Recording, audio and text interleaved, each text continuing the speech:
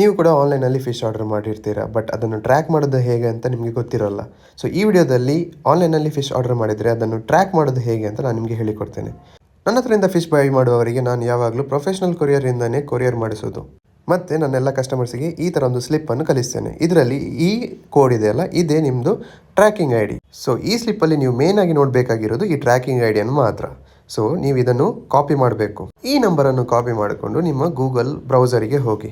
ಬ್ರೌಸರಲ್ಲಿ professional courier tracking ಅಂತ ನೀವು type ಮಾಡಿ. ಆಗ ನಿಮಗೆ ಈ ಥರ ಒಂದು ಸೈಟ್ ಸಿಗ್ತದೆ. ಇದರಲ್ಲಿ ಫಸ್ಟಾಗಿ ಬರುವ ಲಿಂಕನ್ನು ಕ್ಲಿಕ್ ಮಾಡಿ. ಇದು ನಿಮಗೆ ಕನ್ಸೈನ್ಮೆಂಟ್ ನಂಬರ್ ಅಂತ ಕೇಳ್ತದೆ. ಇದರಲ್ಲಿ ನೀವು ಟ್ರ್ಯಾಕಿಂಗ್ ಐ ಡಿಯನ್ನು ಹಾಕಿ. ಆ ಸ್ಟಾರ್ಟಿಂಗಲ್ಲಿದ್ದ ಸ್ಟಾರನ್ನು ರಿಮೂವ್ ಮಾಡಿ, ಜಸ್ಟ್ ಆ MLR ಮತ್ತು ಆ ನಂಬರನ್ನು ಹಾಕಿ. ಮತ್ತು ನಿಮಗೆ ನೆಕ್ಸ್ಟ್ ಎಂಟರ್ ಮಾಡಬೇಕಿದ್ದು ಕ್ಯಾಪ್ಚಾ ಏನಿಲ್ಲ, ಈಚೆ ಸೈಡಲ್ಲಿ ನಂಬರ್ ಇದೆಯಲ್ಲ E39F, ಅದನ್ನು ಪುನಃ ಇಲ್ಲಿ ಟೈಪ್ ಮಾಡಬೇಕು.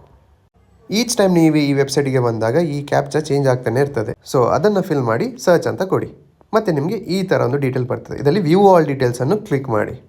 ಈ ಪ್ರಾಡಕ್ಟ್ ಆಲ್ರೆಡಿ ನನ್ನ ಕಸ್ಟಮರಿಗೆ ರೀಚ್ ಆಗಿದೆ, ಸೊ ಇದಕ್ಕೆ ಅದು ಆಲ್ರೆಡಿ ಡೆಲಿವರ್ಡ್ ಅಂತ ಬರ್ತಾ ಇದೆ. ಸೊ ವ್ಯೂ ಆಲ್ ಡೀಟೇಲ್ಸನ್ನು ನೀವು ಕ್ಲಿಕ್ ಮಾಡಿದಾಗ ನಿಮಗೆ ಈ ಥರ ಒಂದು ಡೀಟೇಲ್ಸ್ ಬರ್ತದೆ. ಇದರಲ್ಲಿ ನಿಮ್ಮ ಪಾರ್ಸಲ್ ಎಲ್ಲಿ ರೀಚ್ ಆಗಿದೆ ಅಂತ ಬರ್ತದೆ, ಡೇಟ್ ಮತ್ತು ಟೈಮ್ ವೈಸ್ ಬರ್ತಾ ಇದೆ.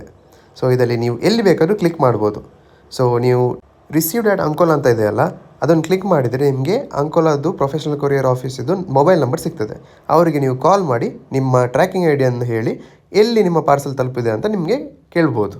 ಸೊ ಇಷ್ಟೇ ಸಿಂಪಲ್ಲಾಗಿ ನಿಮ್ಮ ಪಾರ್ಸಲ್ ಎಲ್ಲಿ ರೀಚ್ ಆಗಿದೆ ಅಂತ ನೀವು ನೋಡ್ಕೋಬೋದು. ಇದು ಫಿಶ್ ಮಾತ್ರ ಅಲ್ಲ, ನೀವು ಪ್ರೊಫೆಷನಲ್ ಕೊರಿಯರಲ್ಲಿ ಯಾವುದೇ ಪ್ರಾಡಕ್ಟನ್ನು ಕಳಿಸಿದ್ರು ಈ ಥರನೇ ಚೆಕ್ ಮಾಡಬೇಕು.